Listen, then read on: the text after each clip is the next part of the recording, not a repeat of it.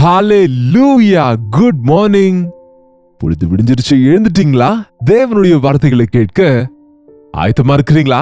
வாங்க ஒரு சிறிய வசனத்தை தியானிப்போம், ஜெபிப்போம். பரிசுத்தரே, உமக்கு நன்றி ஆண்டவரே. எங்களுடைய வேதத்தை திறந்து உம்முடைய வார்த்தைக்காக வாஞ்சிக்கிறோம். தேவனுடைய ஏவுதலால எழுதப்பட்ட, பரிசுத்தாவின் ஏவுதலால எழுதப்பட்ட ஒவ்வொரு வசனமும் எங்களை திருத்துவதற்கு, எச்சரிப்பதற்கு, சிட்சிப்பதற்கும், புத்தி சொல்வதற்கும், எங்கள் வாழ்க்கைக்கு தேவையான வழிமுறைகளை கற்றுக் கொடுக்கவும் எவ்வளவோ பிரயோஜனமாக இருக்கிறதாகவே ஆண்டவரே உம்முடைய வசனத்தை பிடித்துக்கொண்டு உம்முடைய சமூகத்தில் நிற்க இல்லையப்பா, எங்களோடு பேசும்படி இயேசுவின் நாமத்தில் ஜெபிக்கிறோம் பிதாவே, ஆமென்.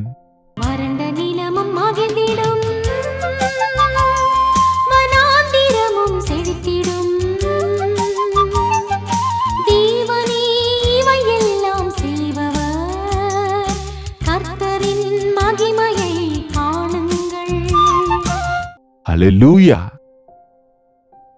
அவருடைய வார்த்தை நம்முடைய கரத்தில் இருப்பது எவ்வளவு பெரிய பாக்கியங்க. உங்களுக்கு பைபிள் இருக்கா? உங்க பைபிள் ஒவ்வொரு நாளும் வாசிக்கிறீர்களா?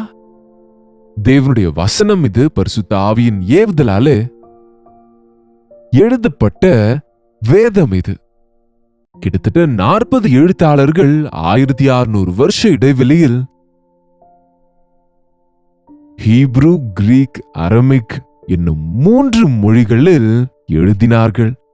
ஆனால் ஒவ்வொருவரும் பரிசுத்த ஆவியினாலே ஏவப்பட்டு எழுதினார்கள். ஆகவே இதுல கான்ட்ரடிக்ஷன்ஸ், வித்தியாசங்கள் இல்லை. இந்த பைபிள் கருத்து முழுவதும் ஒரு நபர் பாவியாய், தோஷியா இருக்கிறான். பாவத்துக்கு பரிகாரமாய், நிவாரணமாய் இரட்சகர் நமக்கு இந்த உலகத்துக்கு வந்து தம்முடைய ரத்தத்தை சிந்தி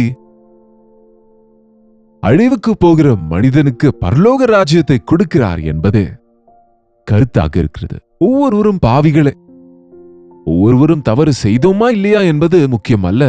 நாம் ஆதாம் ஏவாளின் பாவத்தினாலே பாவ சுபாவத்தை கொண்டிருக்கிறோம்.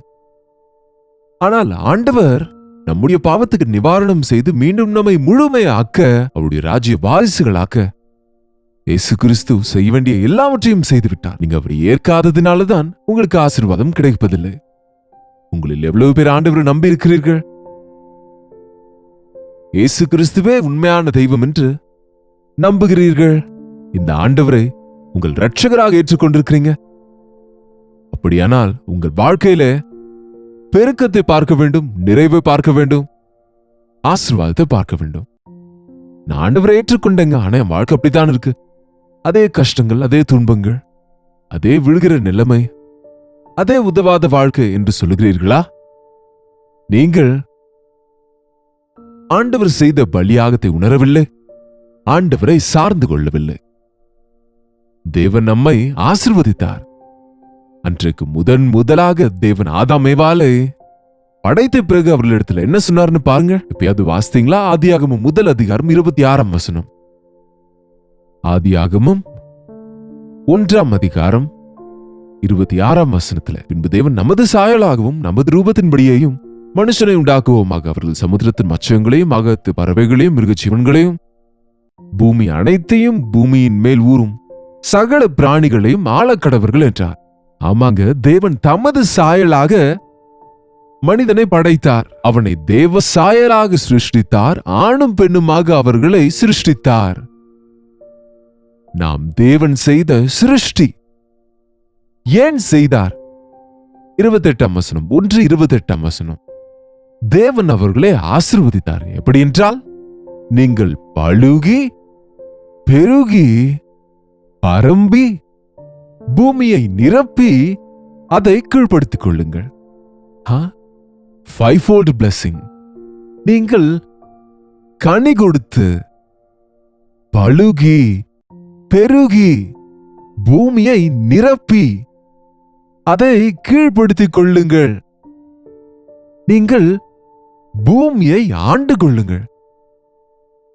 எங்கே நாம் உலகத்தை ஆளுகிறோம் என்று நினைக்கிறோம், ஆனால் நம்மை நாமே ஆண்டு கொள்ள முடியாமல் இருக்கிறோம்.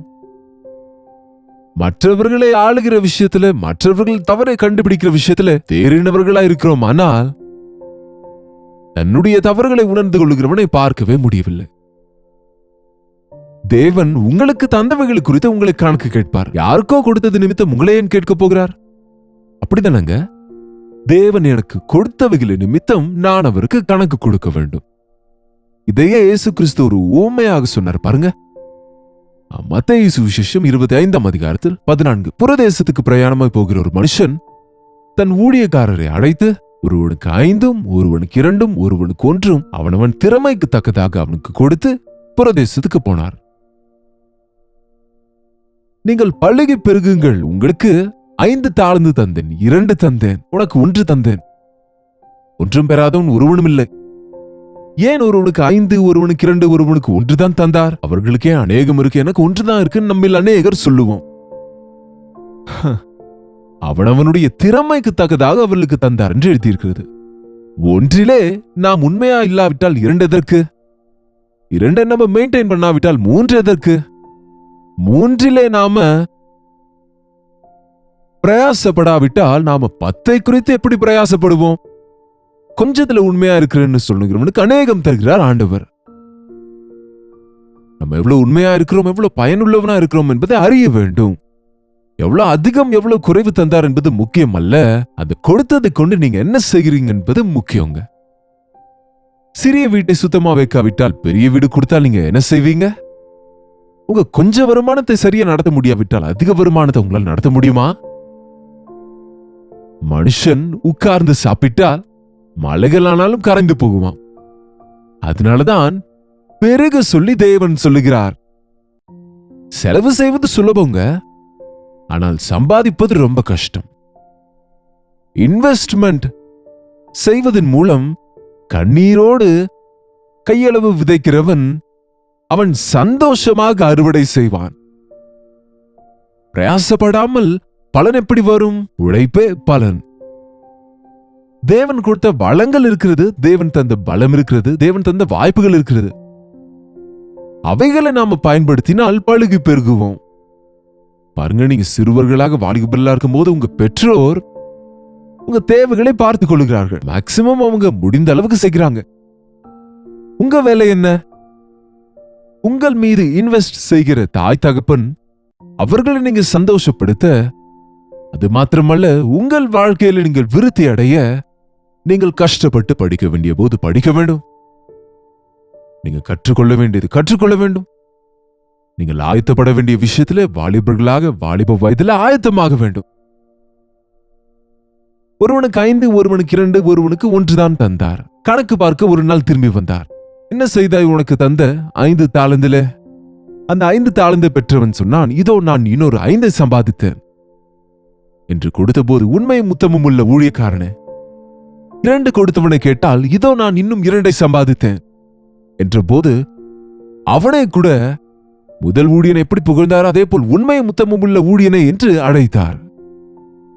1 பெற்றவன் குறைந்தபட்சம் 2 ஆக்கி கொண்டு வந்திருந்தால், இதோ நீர் தந்த 1 கொண்டு 2 ஆக்கினேன் என்றால், நிச்சயமாய் அவனை கூட உண்மை முத்தமும் உள்ள ஊழியக்காரனே என்று அழைத்திருப்பார்.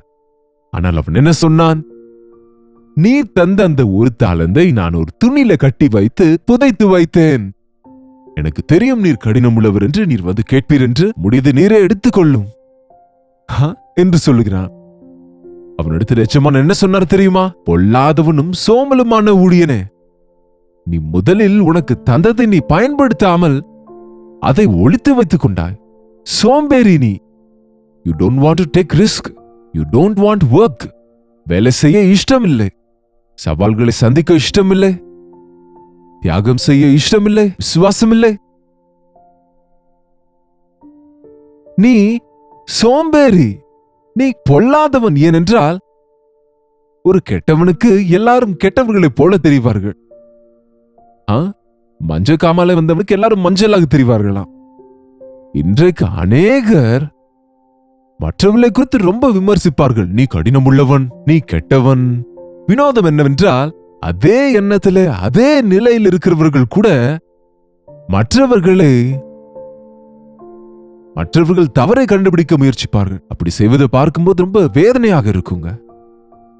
நீர் கடினம் உள்ளவர் என்று நான் அறிவேன் என்கிறான். தேவனை குறித்து நமக்கு என்ன தெரியுங்க?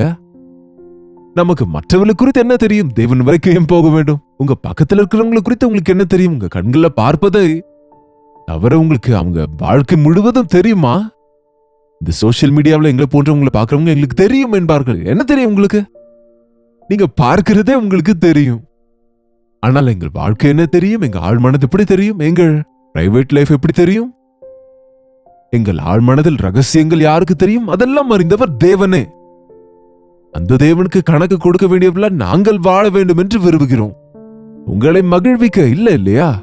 மனிதன் மனிதனை சந்தோஷப்படுத்த நாடகம் ஆடுகிறவன் போல வாழ்கின்றான். ஆனால் மனிதனின் உண்மை சுபாவத்தை பார்த்தால் ஒருவருக்கொருவருக்கு அருவருப்பா இருக்கும். தேவன் நம் உள்ளத்தின் ஆழங்களை ஆராய்கிறார். ஆகவே அவருக்கு நம்முடைய வாழ்க்கை முழுவதும் தெரியும். நம் அந்தரங்க வாழ்க்கையும் தெரியும். சோம்பேறியே, பொல்லாதவனே, ஆண்டவர் சீக்கிரம் வருகிறாருங்க. நமக்கு அநேக தாளந்துகளை தந்தார். உங்களுக்கு அருமையான குடும்பத்தை தந்தார். மனைவி பிள்ளைகளை தந்தார். இன்னும் திருமணமாகாவிட்டால் பெற்றோரை தந்தார். என்னங்க, படிக்க வைத்தார், ஞானம் தந்தார். ஒன்றா கொடுத்தவைகளை நினைத்து பாருங்க. அது தேவன் தரவில்லை, நான் தான் சம்பாதித்தேன் என்பீர்களா? தேவ தயவில்லாமல் நாம எதையும் சம்பாதிக்க முடியாது. ஒவ்வொன்றும் அவர் தந்ததே. உங்களுடையதென்று உங்களுக்கு ஏதாவது இருக்கிறது என்றால் அது தேவன் உங்களுக்கு தந்ததே. யார் மூலமாய் தந்தாலும் எப்படி கொடுத்தாலும் ஒவ்வொரு நல்ல ஈவும் மேலிருந்து வருகிறது. ஆண்டவர் தந்த உன் தாளந்துகள், உன் வாய்ப்புகள், உன் வரங்கள், தருணங்களை நீ பயன்படுத்தி கொண்டால் நாம் ஆசீர்வதிக்கப்படுவோம், கனி கொடுப்போம், பெருகுவோம், பழுகுவோம்.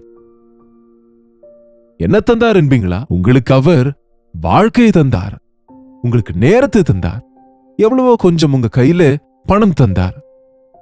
உங்களுக்கு ஒரு முறை உட்கார்ந்து கணக்கு பாருங்க, எத்தனை விஷயங்களில் தேவன் உங்களை ஆசீர்வதித்தார். ஆனால் அந்த நன்மைகளை, அந்த ஆசீர்வாதங்களை, அந்த வாய்ப்புகளை, அந்த நேரத்தை, அந்த பணத்தை, அந்த குடும்பத்தை என்ன செய்கிறீர்கள்? உங்களுக்கு 2 பிள்ளைகள் தந்தார். அந்த பிள்ளைகளை சரியா வளர்க்கலாம் அல்லது உதவாதவர்களாக மாற்றிவிடலாம். உங்க பிள்ளைகளை அழகாய் தேவ பயத்தில் வளர்த்து அந்த பிள்ளைகள் உங்களை போஷிக்கிற நிலையில, உங்களை தேற்றும் நிலையில, உங்களை கனப்படுத்துகிற நிலைக்கு கொண்டு வரலாம். அல்லது உங்க இஷ்டம் போல அந்த பிள்ளைகளை விட்டு அவங்க இஷ்டத்துக்கு விட்டு உங்களுக்கு வெட்கத்தை கொண்டு வரும்படி செய்யலாம். உங்களுக்கு தீங்கை செய்கிறவர்களாக மாற்றலாம். பிள்ளைகளை நமக்கு வெள்ளை காகிதமாய் தேவன் தந்திருக்கிறார். அவர்களை எப்படி நாம வளர்க்கிறோமோ அதை பொறுத்து அவளுடைய மதிப்பு உயரும். அவர்களை தேவனுடைய பயபக்தியில வளர்த்தால் அவர்கள் தேவனுடைய ஆசீர்வாதங்களை பெறுவார்கள். அவளை சாத்தானுக்கு ஒப்பு கொடுத்தால் அவளை கிழித்து கெடுத்து கெட்ட வாழ்க்கை ஆளாகி சிறு வயதிலேயே மறைக்கிறவர்களாக வாலிபர்கள் இருக்கிறார்கள். இன்றைக்கு ஒரு முறை யோசியுங்கள். எனக்கு எந்த தாளந்தும் தரவில்லை என்று யாரும் சொல்ல முடியாது. நம்ம எல்லாருக்கும் ஜெனரலாய் தந்த தாளந்துகள் ஆயுசு, ஆரோக்கியம், நமக்கு தந்த வீடு, குடும்பம், நம் கைகளில் இருக்கும் பணம், நமக்கு தந்த நேரம் மிக முக்கியமாக. இதெல்லாம் நீங்க பயன்படுத்தி கொண்டால் அந்த நேரத்துல நீங்க பெரிய காரியங்களை சாதிக்க முடியும். சில முறை பாருங்க, என்னை விட பின்னாக பிறந்தவன் என்னை விட முன்னுக்கு போகிறான்னு பொறாமைப்படுவோம் பாருங்க. அதுல அவன் பிரயாசம் எவ்வளவு இருக்கிறதோ, அவனுடைய ஆர்வம் எவ்வளவு இருக்கிறதோ, அவன் உண்மை எவ்வளவு இருக்கிறதோ கவனிங்க. தேவன் ஆசீர்வதிப்பார். ஆனால் நீ முயற்சிக்க வேண்டும். தேவன் ஆசீர்வதிக்க வேண்டும் என்றால் அவர் வார்த்தையை கேட்க வேண்டும்.